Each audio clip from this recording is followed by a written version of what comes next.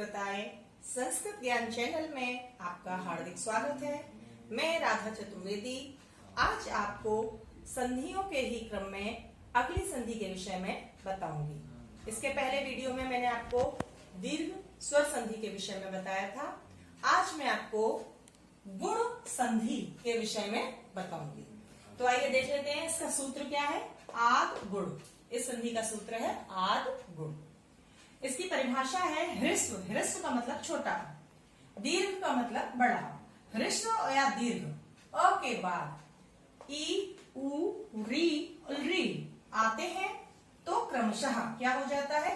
आ के बाद यदि ई आएगी तो ए, आ के बाद यदि उ आएगा तो ओ, आ के बाद यदि री आएगी तो अर, और आ के बाद यदि री आएगी तो अल हो जाते हैं। ये हमारी संधि का सूत्र है। आइए इसको सिद्ध करके देखते हैं।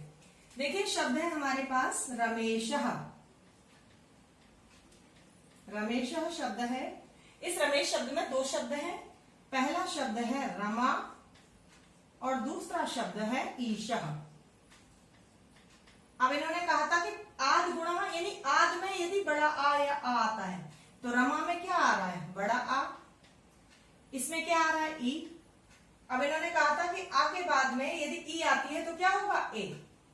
तो हमारा ए हो जाएगा, ये ए की मात्रा आ गई। इसका मतलब ये हमारा नियम सही है कि यदि आ के बाद में ई आती है तो ए में परिवर्तित हो जाती है। तो ये हमारा उदाहरण बिल्कुल सही है गुण संधि का। अब हम दूसरे नियम को देख लेते हैं कि दूसरा जो बात यहाँ पे कही गई है, आ के बाद यदि उ आता है तो ओ हो जाता है। आइए देखते हैं। एक शब्द है हमारा सूर्योदय, जो अक्सर हम लोग सुनते हैं, देखते हैं, लिखते हैं कई बार सूर्योदय के विषय में। सूर्योदय, सूर्योदय में कौन से दो शब्द मिलकर बने हैं। पहला शब्द है बच्चों सूर्य और दूसरा शब्द है उदय। ठीक है, सूर्योदय का सूर्य और उदय। सूर्य जब बोलेंगे तो सूर्य या में क्या निकल रहा है, आ। उदय में उ, आ प्लस उ बराबर क्या हो गया, ओ। ये मात्रा लग गई ओ की, सूर्योदय। यानी आ के बाद यदि हमारा उ आया तो क्या हो गया, ओ हो गया। ये बात भी हमारी सही सिद्ध हो गई इसमें। तो यानी ये सूत्र यहाँ पे भी काम कर रहा है कि यदि आ के बाद उ आता है तो ओ हो जाता है। इसी क्रम में अगला इन्होंने कहा कि आ के बाद यदि हमारी री आती है तो हमारा क्या हो जाता है, अर हो जाता है। देख लेते हैं। आप लोग बच्चे जिस विद्यालय में पढ़ते हो उसका नाम क्या है, महर्षि दयानंद विद्यापीठ। तो एक बार महर्षि शब्द को देख लेते हैं कि जो महर्षि शब्द है उसमें कौन कौन से दो शब्द मिले हैं। इनकी जब हम संधि विच्छेद करेंगे तो बनेगा महाधन ऋषि। ठीक है, दो शब्द हैं महा और ऋषि।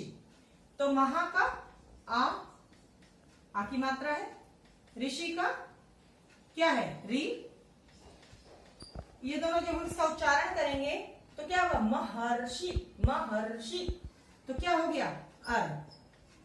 अर लिखने में नहीं आएगा लेकिन उच्चारण में महर्षि, महर्षि नहीं, महर्षि।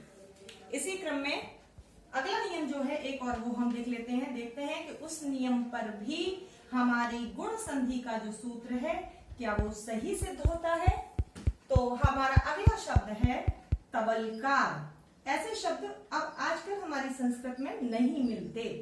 ये शब्द जो हमारी वैदिक संस्कृत थी उसमें मिलते हैं। इसमें दो शब्द हैं, एक है तव और दूसरा शब्द है ऋकारः।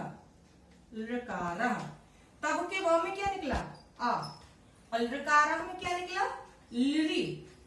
बराबर हमारा क्या हो गया, अल। बराबर क्या हुआ, अल। तवलकार, तवलकारः।